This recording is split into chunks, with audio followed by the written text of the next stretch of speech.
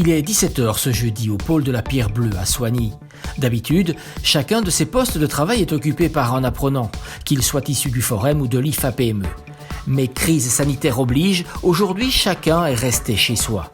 Bonjour à tous, bienvenue au pôle de la pierre. Pour le moment, on est 23 participants, on va encore attendre un petit peu. Seul, Benoît Lemens est présent dans l'atelier, face à son ordinateur. De l'autre côté, face à leur écran, plus de 40 apprenants inscrits pour une formation en ligne aux techniques de scan en 3 dimensions. C'est quelque chose qui aujourd'hui se développe également fortement et qui peut servir à des profils très différents. C'est pour ça que dans une formation comme celle-ci, on a autant des archéologues que des architectes, que des tailleurs de pierre, que des étudiants.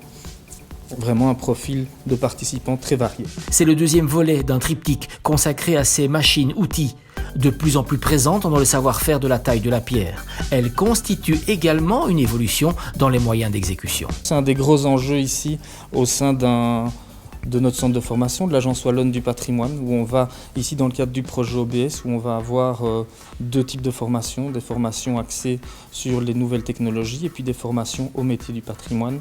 On pense que les deux ne s'opposent pas, les deux présentent des très grandes différences, mais aujourd'hui, le numérique apparaît dans les métiers de la pierre et autant connaître son potentiel, c'est une évolution inéluctable et je pense qu'il faut insister sur la différence.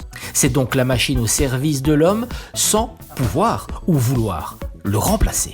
Vous allez le voir sur toutes les pièces que vous pouvez voir ici qui sont marquées par la main de l'homme, chaque trace d'outil qu'on peut lire sur ces pierres. Dans le cadre d'une pièce qui serait produite de manière numérique, ça va être la trace de l'outil, ce qui est totalement différent.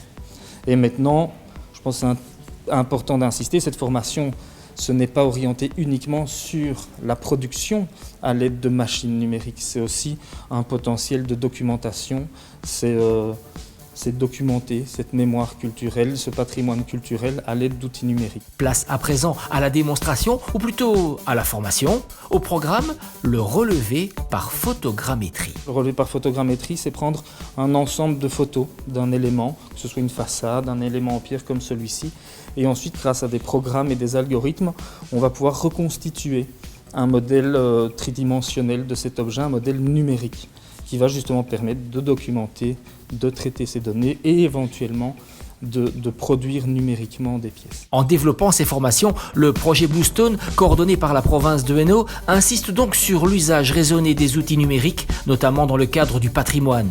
Ils permettent aussi d'en définir les limites tout en œuvrant à la transmission de ce savoir-faire ennuyé, cette pierre bleue aux multiples visages.